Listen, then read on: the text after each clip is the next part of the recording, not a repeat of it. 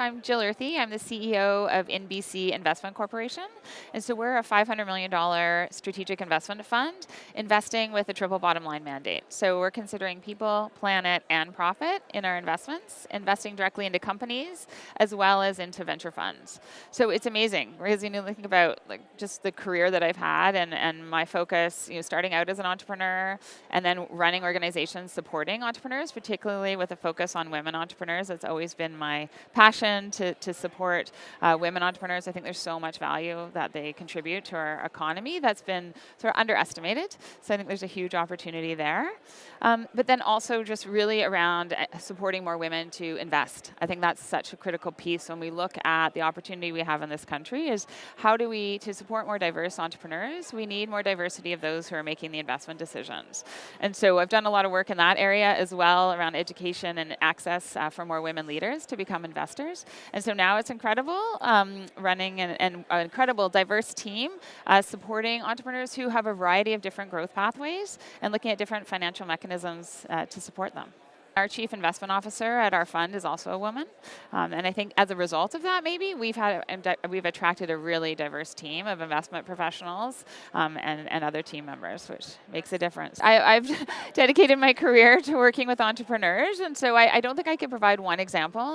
And our investment fund now, we've just started investing directly into companies, so we have just 3, which are just being announced today. Actually, I think for me, the success is really over the years and seeing how entrepreneurs have evolved, right? And how one conversation with an entrepreneur at one point, when they just need to hear something, and then you run into them years later, and they can, remember that thing that you said about X? And it was just the right thing that they needed to hear in that moment that really helped them. And it could have been something you said or something you referred to or something like that, but there was just, just that really changed the trajectory and that sunk in for them and made a really big difference. And I just love seeing, when you look at all the incredible entrepreneurs across our country and just to see, the sprinkling of impacts that have occurred, it's pretty powerful. It's a tough market for sure right now. But I do think about we're in it's a cycle, right? And so we know there were, high levels of valuations, a lot of capital flowing in 2020 and 2021. That's not common. That was an unusual time, and I think we have to remember that. So it's hard because there's a level setting of expectations that's happening now. But when I look at, going back to women entrepreneurs, I refer to women entrepreneurs as risk astute. So not risk adverse. Risk astute means growing businesses at a pace that is sustainable, accessing capital as it's needed, building a team as you need to, and adding pieces to the growth puzzle on a more sustainable pace. And that's so valuable. And it's businesses like that who have been growing like that over the last few years that are going to come out of this current situation stronger. Those companies who are growing quickly, raising a lot of capital with maybe high valuations, that's hard. You can't sustain models like that. That wasn't realistic. So I think there's a leveling off of the market right now. It's going to hurt some, and that's unfortunate. But on the other hand, I think the companies that are going to succeed through this next period are going to be really strong and really set an incredible foundation for years to come. Absolutely.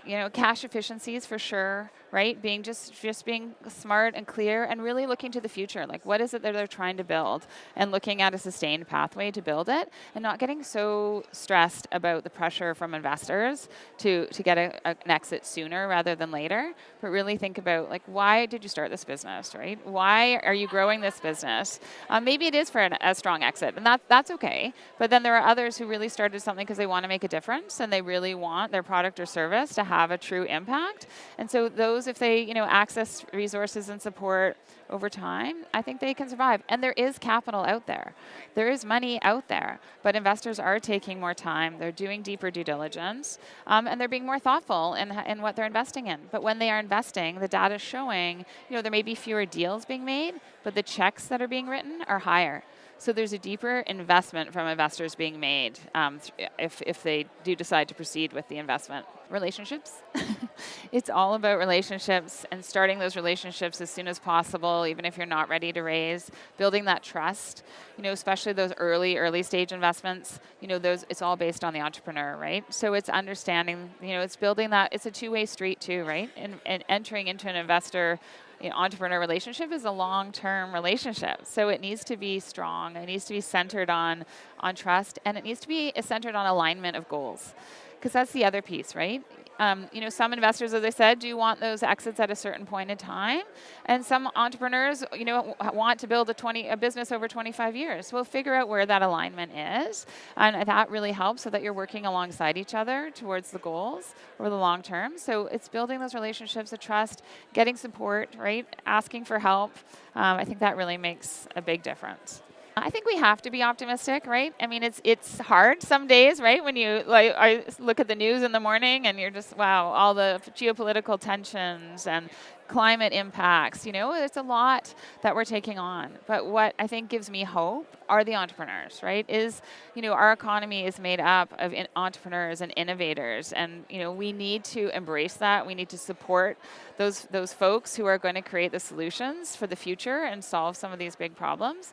So, I feel fortunate that every day I get to talk to folks who are working to solve those problems, and so that does give me some hope.